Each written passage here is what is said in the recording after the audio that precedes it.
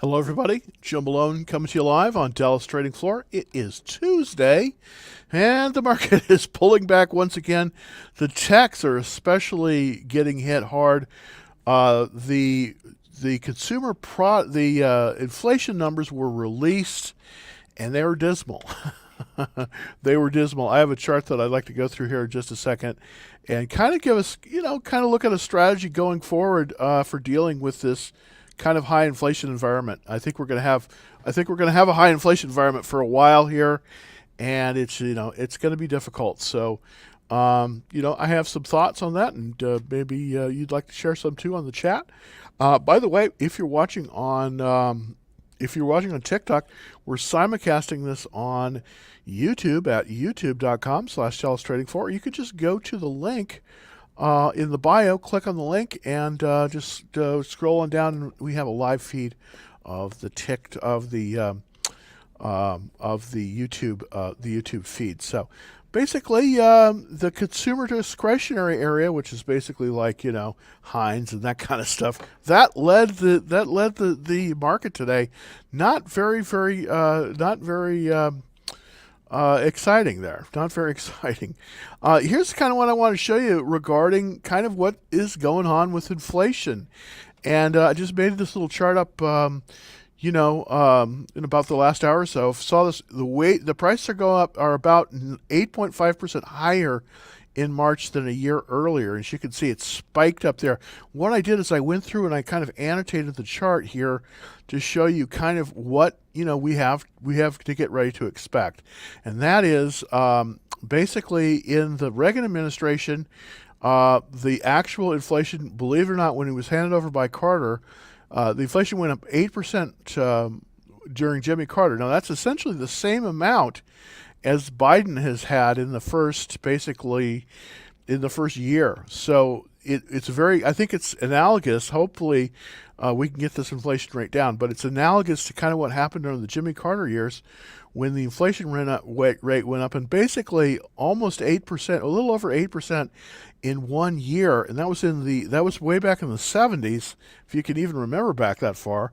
I do, but I'm just kind of showing my age here, but I do remember it. And boy, I tell you what, it was really interesting because I used to travel up to New York from Washington. I actually lived in the Washington, D.C. area at the time. And, it's very interesting because very similar things were happening. Lots and lots of crime especially in the subways in New York. And that really was in the Carter administration with a lot of inflation. So, who knows? I mean, I'm just kind of seeing these parallels. Under Reagan, Reagan was able to get the inflation rate down by 10%. And it was kind of difficult. I remember it was catastrophic. During the Reagan administration, I had one of my first jobs out in the real world, and it was difficult. It was difficult to find work during that period of time. Interestingly enough, I had some interesting jobs during that period of time. But the inflation rate fell. It started really. What caused the inflation to fall? Well, there were a lot of things, but one of the main things that Reagan did when he came in was that he let the interest rates go up, and he fired a lot of federal employees and from the government. That was during the period of the PATCO strike. I don't know if you remember that, but that was the air traffic controllers, and nobody thought it would work, but it did. And by the end of the Reagan administration, basically in 1988, the inflation rate was basically around 2%. It actually went down a little bit more. And then it came back up, and then under Bush 1, it actually went down a little bit too. But what happened was that during Bush 1, and you don't remember this one, there was a lot of unemployment, and that happened right after. The Clinton years were actually pretty good. They actually stayed pretty stable and went up about 1% in terms of the inflation, so it stayed pretty level. When Bush came in, Bush 2, the inflation rate went up a modest, about 2%, but it still stayed pretty good. But it was definitely going up. Interestingly enough, under Obama, the interest rates, the inflation rate went down. And that's very, very interesting.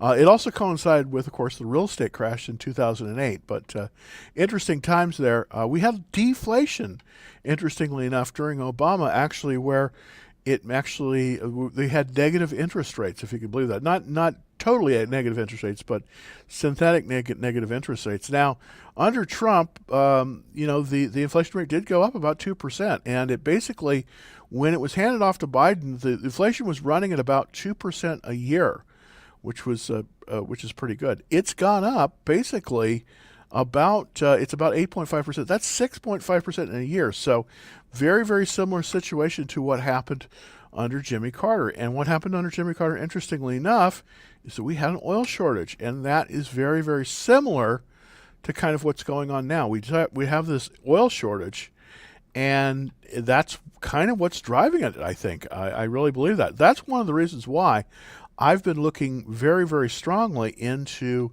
investing in oil and gas stocks, not because I'm particularly in love with them, but because that seems to work in a time of high inflation. So just kind of FYI, very interesting. But anyways, just take a look at that chart, and it's kind of interesting. I do have some I don't want to be all doom and gloom and throwing out there and saying the world is coming to an end, because I don't think it is. I mean, I think there's ways to make money in this period of high inflation. And what I did is I put together 5 stocks that I'm looking at right now, and I don't know any of these, but interestingly enough, I think that these 5 stocks might do very, very well in a high inflation market, and they're not oil and gas stocks. These are related primarily to income. Basically, these are REITs, real estate investment trusts. These are not the mortgage REITs. These are the property REITs. One of the ones that you might want to put on your list is CubeSmart, CUBE. That's an interesting one. That's up today. Public storage is also really big. I don't know if you've driven around, but boy, I tell you, here in Dallas, there's a lot of public storages out there, and they all seem to be full. So they must be doing something right.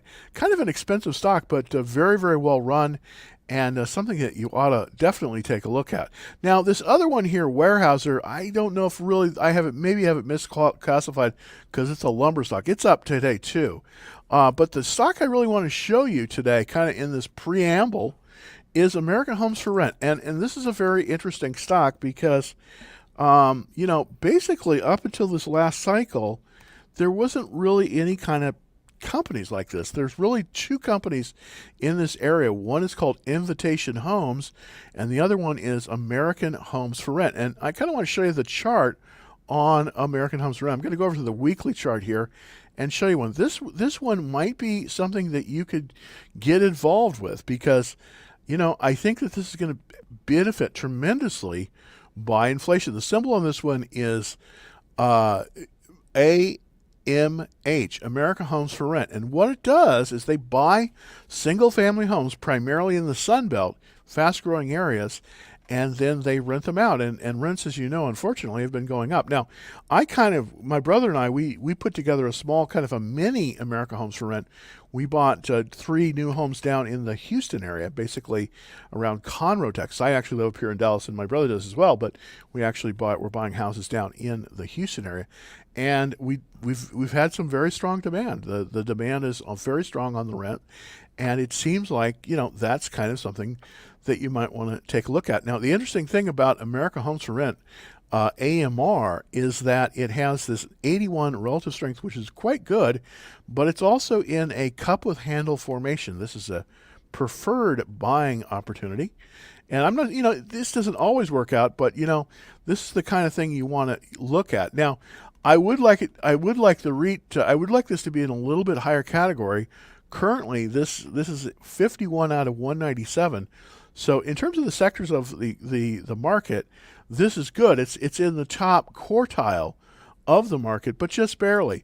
I really like to buy in the top 20%.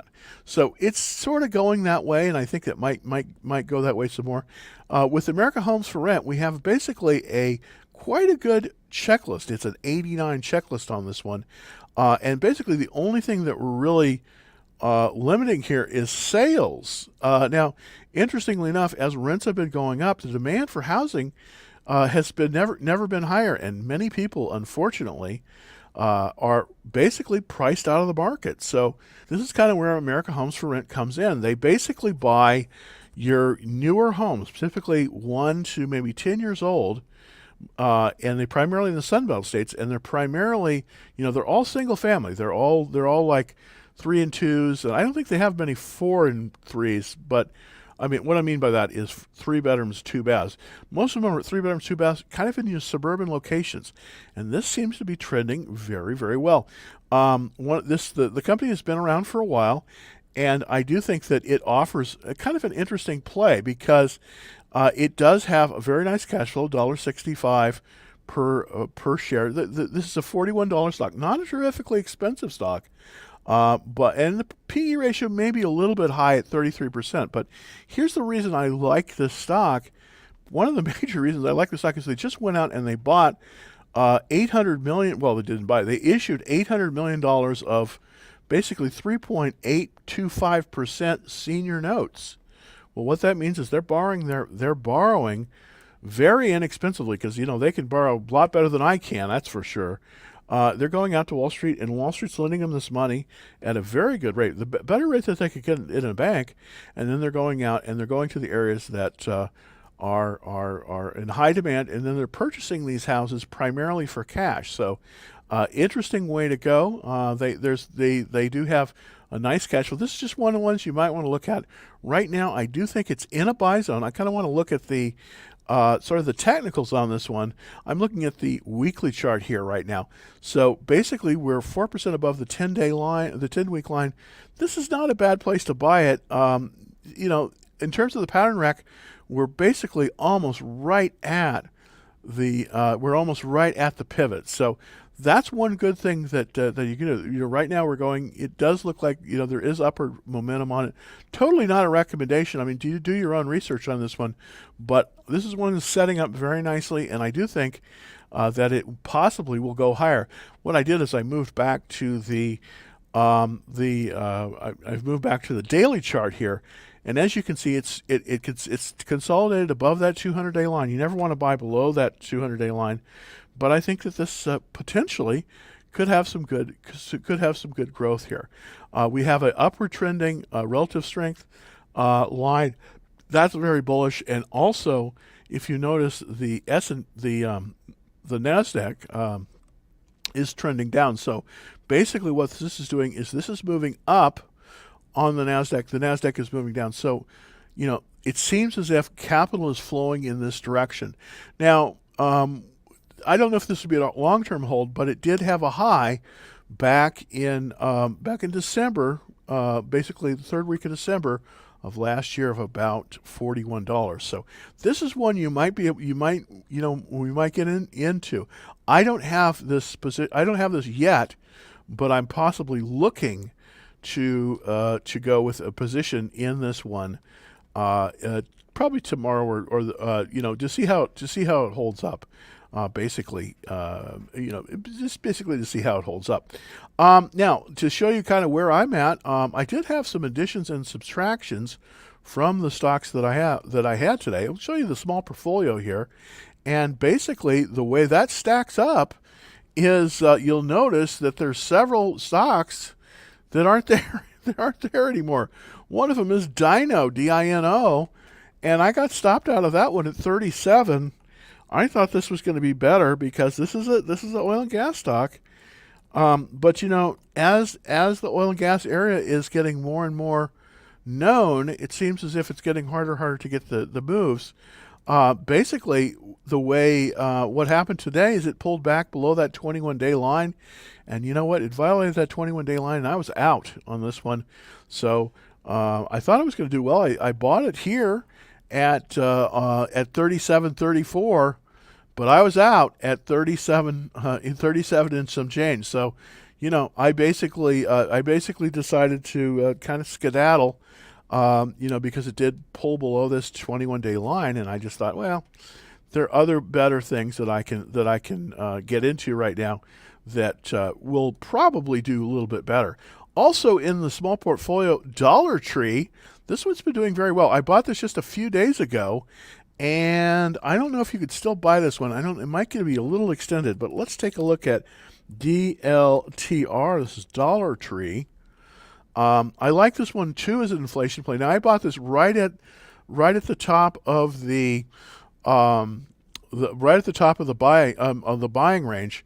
It's 149.37 is the buy point on that one. This is right here, showing you kind of right there, and it's moved up very nicely. It pulled back. I bought it as it pulled back to the 21-day line, and it bounced up, and this is the third day that it has moved up. I suspect this one will pull back. It's a little extended here, so you probably don't want to be buying this one today.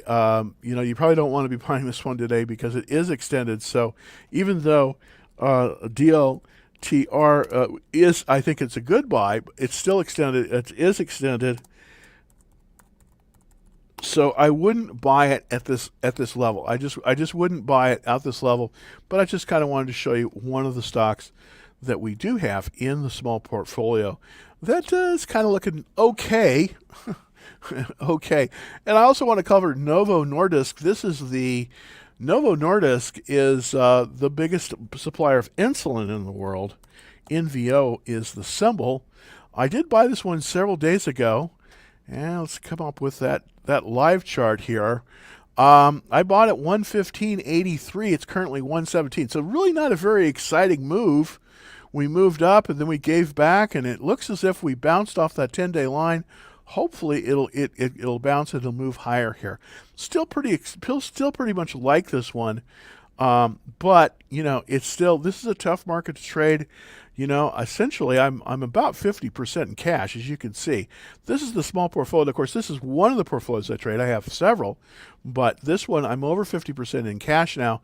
I did start taking profits by selling MRO. That was one of the oil stocks that I did sell. And let's take a look at that one. And I can show you where I sold that one. That basically, MRO, Marathon Oil, that is up today, of course. And that's why it's up, because I sold it. But I did sell it. I don't know if this has the markups. Let's see if I go to the weekly. Oh, goodness. Yeah. Okay. So I did sell MRO. I did sell this one at a nice little profit. We bought it basically here when it pulled back to that 21-day line. So that's kind of what I'm doing now. I'm trying to buy on those reversal lines. I'm trying to buy them as they're pulling back to the 21-day line, and then, and then buying them. All right. Well, we're almost there. So let's go to a stock that I did buy today. This is a new buy, and I don't know. I might have bought this one wrong. I wanted to get some exposure into some of the metals group. This is Ternium. TX is the symbol on this one. Now, I don't know if this is the correct place to buy. I did buy today here, a third of a position, really small, 49.69. It closed down, so hopefully it's going to get some support here at the 10-day line and move higher. I bought it basically because it moved above that reversal line, and thinking that, that if it could move above that reversal line, then it was moving higher. The trend is still good on this one. But my buy point might not have been the best, but we shall see. We shall see what comes of that. All right.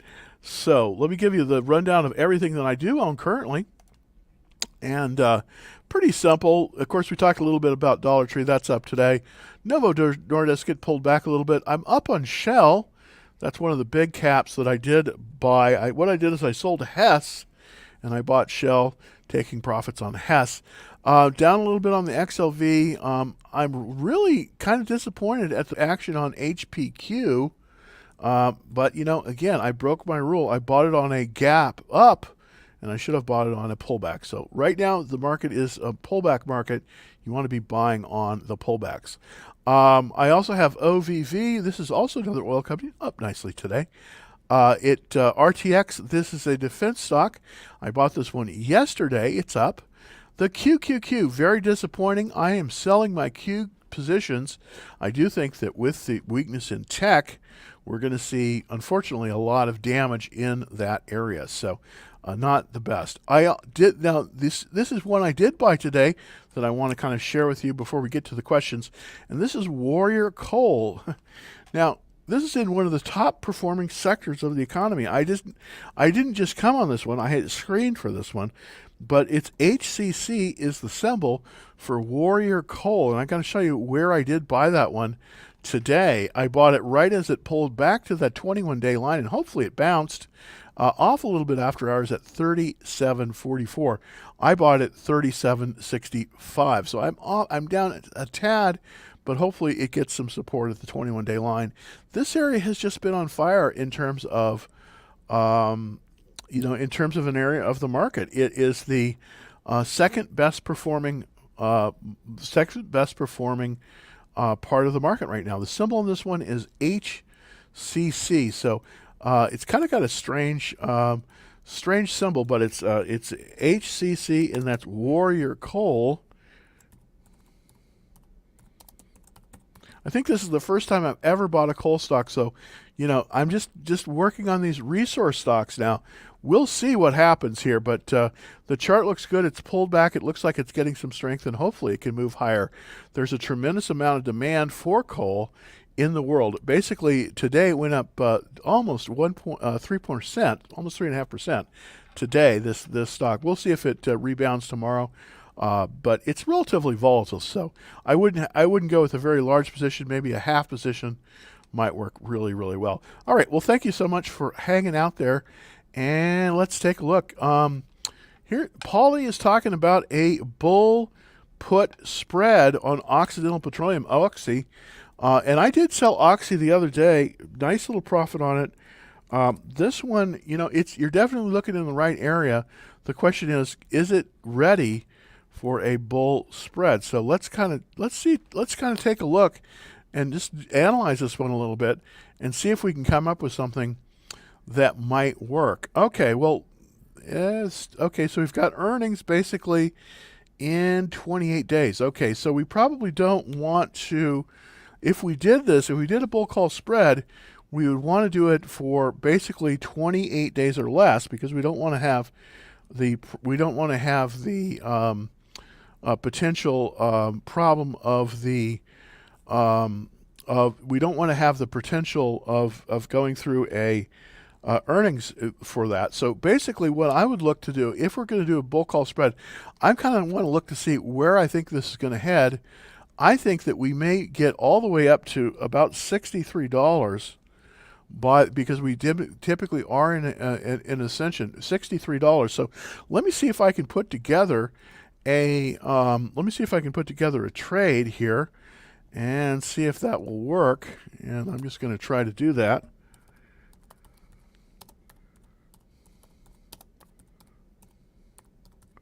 And what I'm doing here is I'm going to something called the option profits calculator. This is kind of a interesting thing that you can do to possibly create a to possibly create something that might work. And I'm going to look for options that might work very well on Oxy. And we're going to look for a call spread. So the current price basically is $59.25. I'm kind of expecting a price of 63 by the close. So let's look at the expiry here, and I'm gonna put it at the 20th. Now the reason I'm not going to put it at the 27th is because I want to get I want to find something that before it expires. So what I'm going to do here is I'm going to look for potential call spreads that might work here. So let me just do this, and let's see if we can pull that up on the screen for everybody with the option profit calculator. So let's see if I can do that. And all right. So here's kind of what we're looking at in terms of potential ideas here. We do have, and I'm looking for high percentage probabilities here. I like this one, the call debit spread. that has a 51% chance, which is good, especially in a rising market. So let's kind of take a look to see kind of what would be entailed there for a bulk spread on this. I'm going to kind of look at the return chart here and look at the profit and loss here. And basically what this will do, let's go down here, and let's look at the details of this particular trade. And this includes the volatility. This trade will cost you $480 out of your pocket.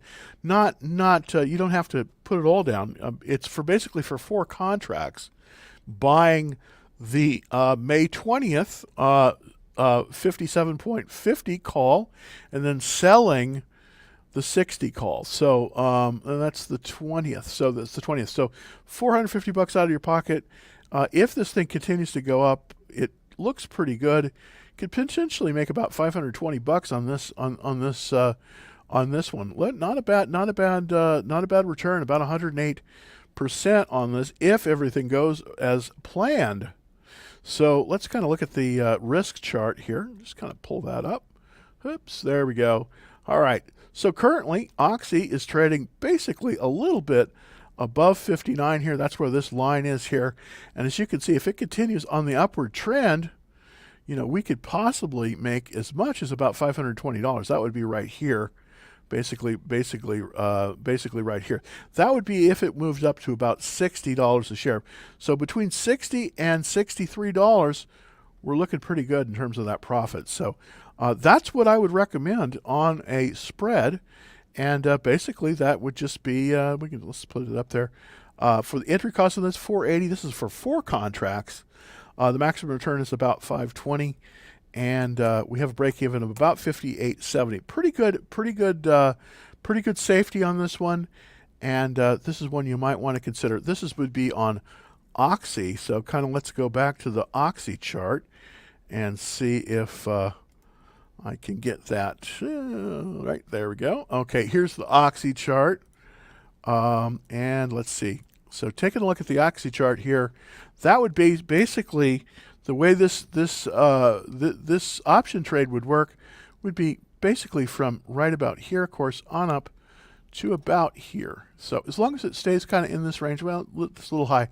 As long as it moves into this range in the next 2 to 3 weeks, and it stays in this range, which it does look like it's going to because we do have this upward trend, then I think you'd be good to go. But this is a nice little trade, and might work very well for you. So.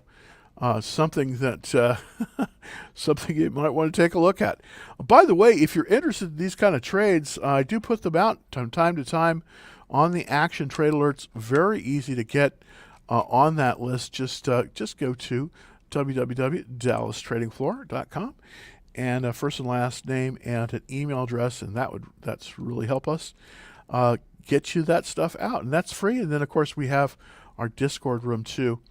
As well. We're going to be doing putting together some courses here. They're not ready to go, but hopefully the next week or week or two, I'm going to have some more information about some of our courses that you can use possibly to make money. Well, always try to make money during this kind of difficult trade period of time. So kind of a cool thing to do.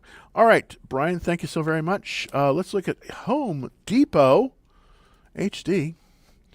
HD Home Depot. And Home Depot, unfortunately, and I don't like showing you this, but got to show it to you because Home Depot is in that terrible downward trend. So this just isn't a stock we want to touch. Why? Because, well, it's going south. That's why. And as you can see, it's the 40-day line is crossed below the 200-day line. That's what they call the death cross right there. Not a good scene. So what can we do with this one? Can we find something to do with this one? Well, if this was not in the retail wholesale building products trade, I would look to short this one, but I'm not going to do that. Why? Because this area is fairly strong, and I don't want to short in such a strong area. So right now, I just wouldn't do anything with this one. Right now, I would just kind of just let it go and just watch this one. So HD Home Depot, is a watch list. So right now, I would just watch list this one, wouldn't do anything on this, and I would just say, hey, we can't do anything with watches. So put that in your back pocket, but I wouldn't do anything on that one. That's just not going to work as well. We'll get back to Target here in just a second. I want to take another question. A bull spread. Another bull spread on ExxonMobil, or a long on, as they have earnings on the 29th. I don't like to have spreads through earnings, but let's take a look to see if we could make sense of doing something like a bull spread on Exxon. So the symbol, of course, for ExxonMobil is XOM. Kind of easy to remember, ExxonMobil. Let's take a look at this chart. Well, we did have this nice bounce. Basically, it is moving up to this 90-50 range. That's the all-time high made back in the third week of February. And it does look like we're in an upward trend. So that's a very good thing to look at. Now, the question is, we want to look at something possibly in the next 2 weeks, so fairly soon.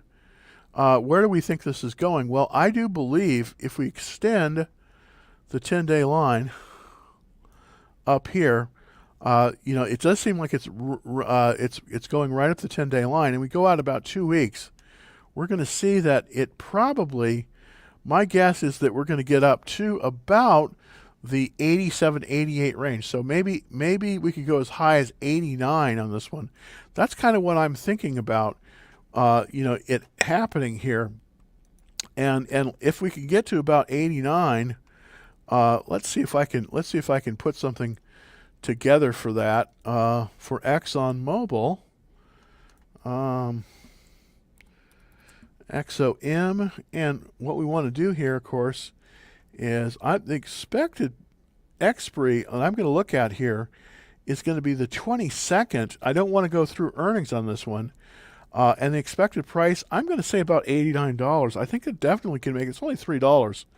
And we're looking to place about $500 on that. So let's see if we can find out something that is looking good.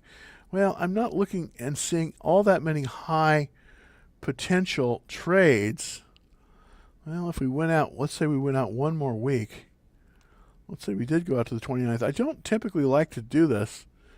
That gives us a little bit higher probability.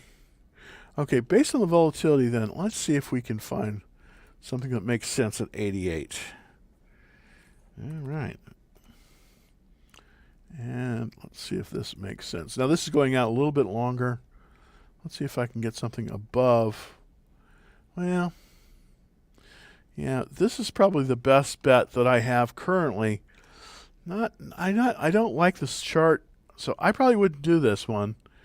It basically, to me, the way this looks is, this is not the kind of chart I want. I want something more like the one that we looked at for Home Depot. So I probably would pass on this. I probably would not do a bull spread. So I probably would not do a bull spread. So I wouldn't enter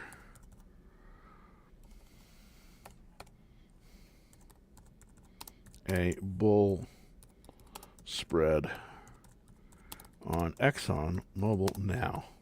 So really, that's kind of my viewpoint on it. Basing, just kind of doing a back of the napkin kind of thing. Oops, that's Home Depot.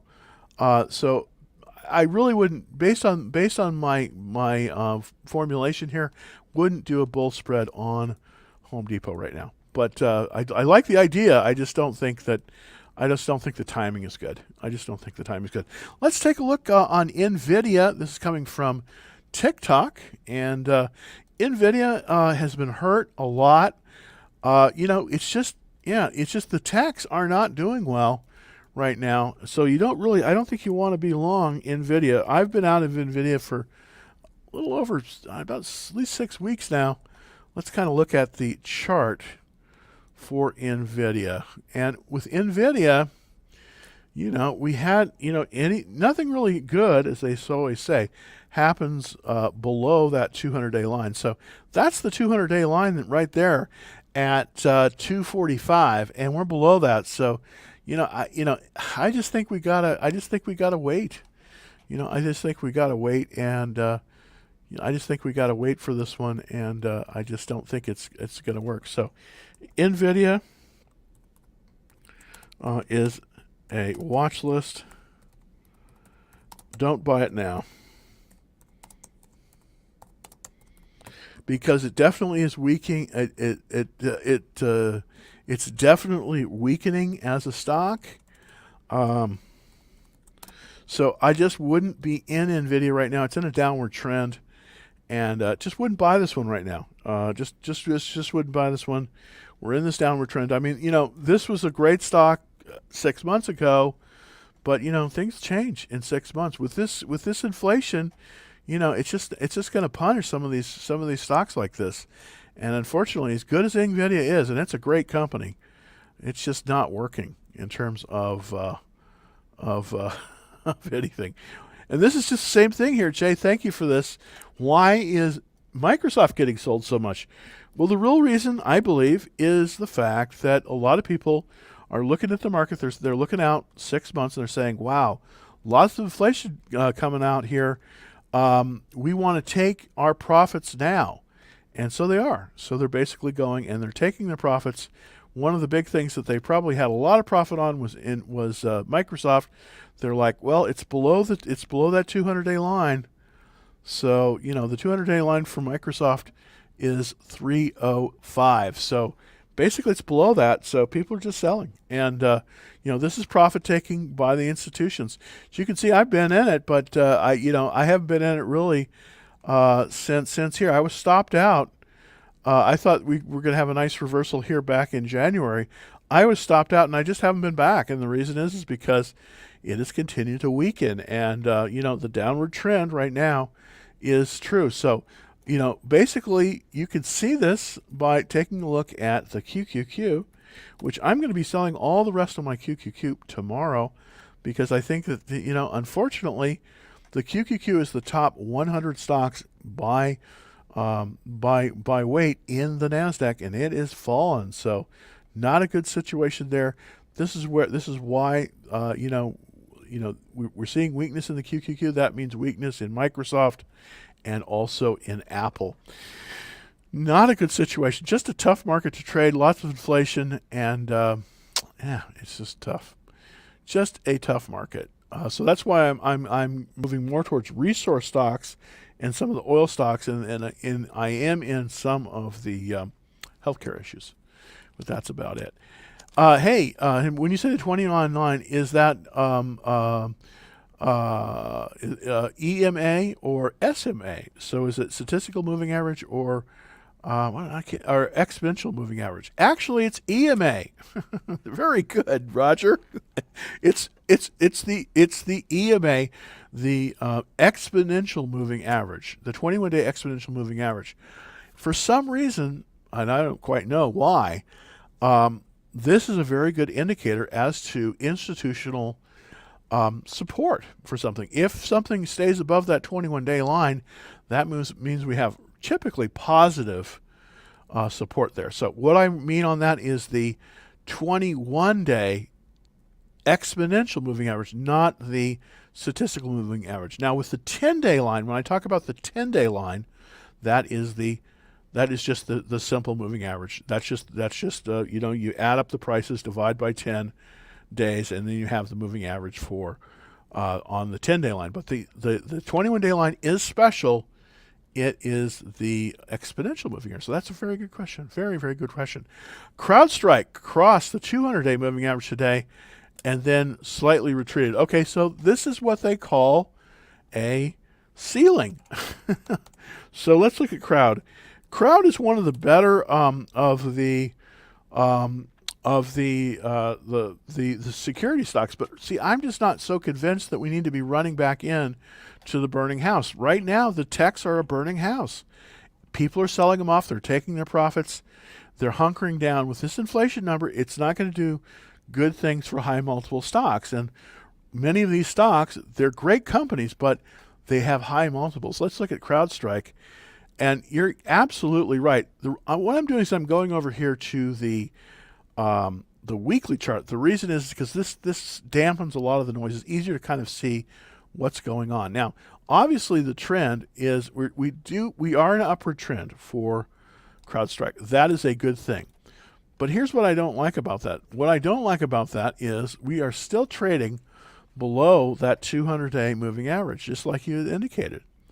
And what happened is you see how it came right up to that, and then it couldn't push past it, so it pulled down to the 21-day moving, the 20-day exponential moving average. Thank you, Roger, for that. And then notice how it bounces off that, moves back up to the 200-day, gets resistance, boom, it pulls back down.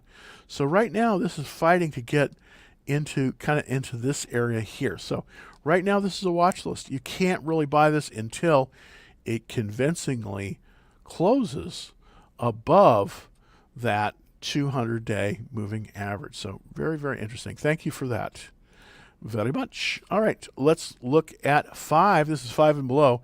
This was a great stock. I had this stock last year. Seems like the greatest hits of the past. Retail has not been faring very well. I do have one retail stock right now. It is Dollar Tree. But right now, most of the retail stocks not doing so well, trading below that 200-day average. I just think you got to wait on this one. The relative strength line is moving up, but and it's starting to get better. But 5 and below just isn't working out, and here's why. With the high inflation, you would think that something like 5 and below would do well because it's basically a Dollar Tree kind of thing, but it appeals to kids, unfortunately. Well, unfortunately, I like going there. It's fun. But kids right now don't have as much discretionary, don't have as much in their pockets just because the families don't have money right now. And so what's happening is these great stocks that used to be really great, you see, here's the problem with 5 and below, all right? It has a PE ratio of 35, which is very high for a retailer. So that's part of the problem that you've got going on here. So I wouldn't recommend it. Now, I am in one retail stock. I like being in retail because it can be a good area. I'm in Dollar Tree, and the reason I'm in Dollar Tree is because it is faring better. Now, it still has a pretty high PE ratio of 29, but the thing about Dollar Tree is where people are shopping for groceries and not for gadgets. So I do think that's going to be better going forward. I could be proven wrong on this, totally proven wrong on this one, but I do think, this is probably, if you're looking for the kind of the discounters, that might be something that would work very well for you, Dollar Tree, as opposed to 5 and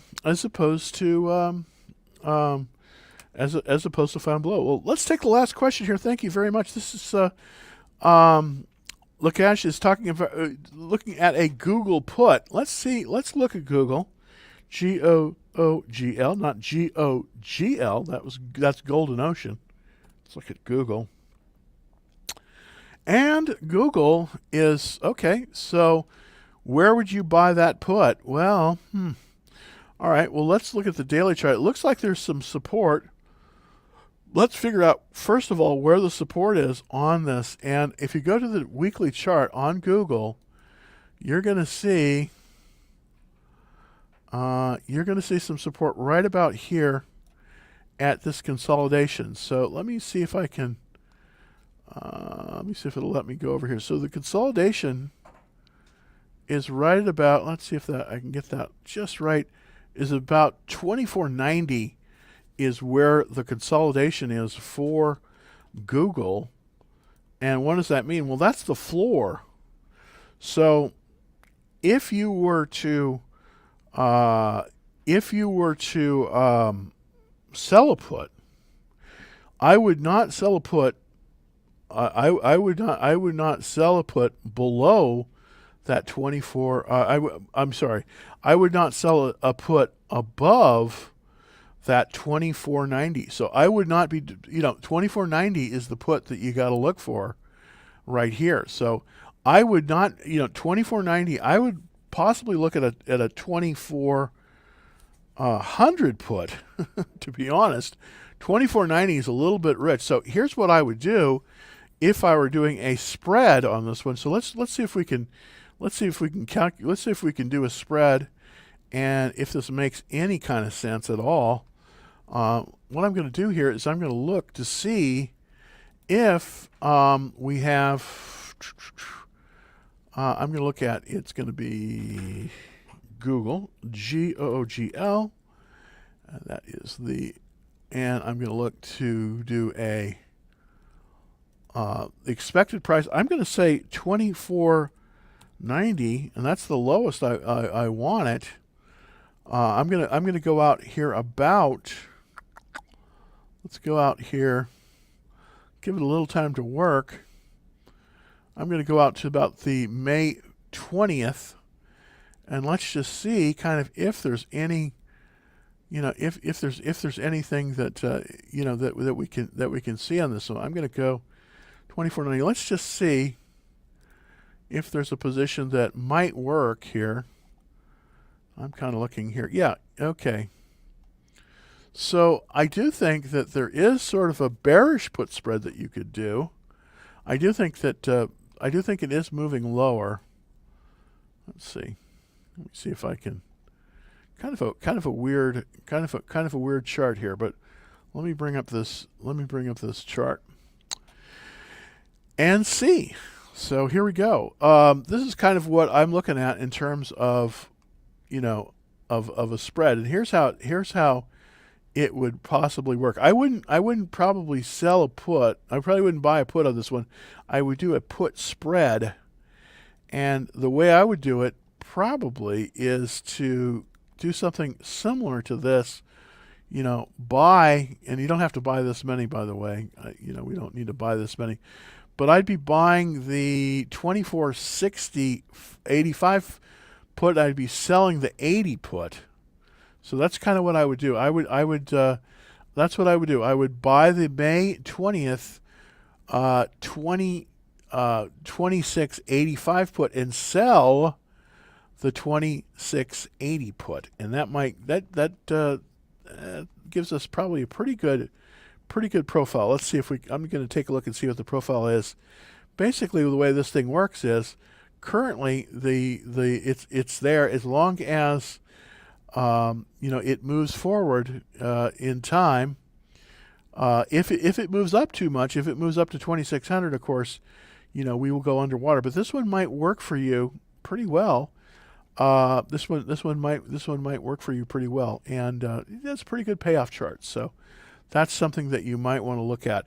The intercost in this one, it says here it's $500, but actually this is for 4 contracts. So you could just divide this by 4. So this gives you about a 66% chance of success on this. Of course, there's never 100%. That would be nice if it were. Then we wouldn't have to work, would we? But let's kind of look at the payout chart here.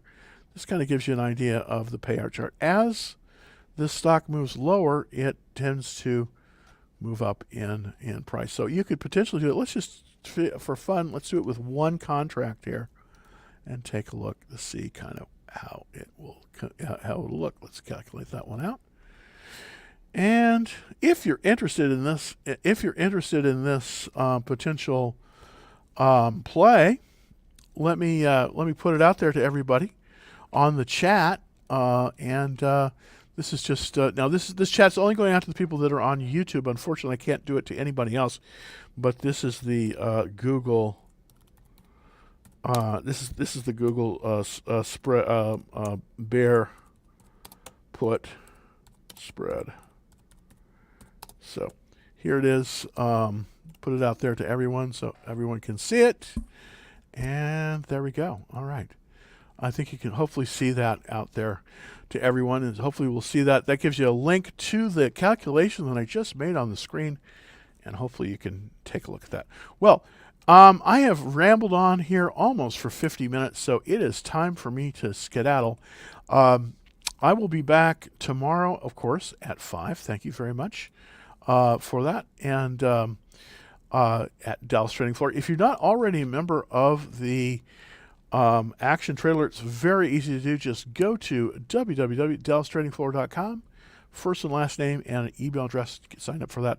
Also, if you want to take a look at some of our past archived shows, easy to do. Just go to www.youtube.com/Dallas Trading Floor, and that brings you to the YouTube site where all that good stuff is there. I'll be back at 5 tomorrow. Thanks, everybody.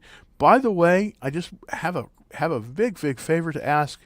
Always, just like everyone, if you could please like the show, that really helps us get out there. Also, subscribe if you can. That'd be nice. It helps us get out there. We have over 100,000 people on TikTok, and we're building towards, a large number on YouTube. But we need more YouTube people. But also, if you're on TikTok, please like us on TikTok as well. And I will be back here tomorrow at 5 o'clock. Thanks, everybody, for taking a look at the show, and happy trading.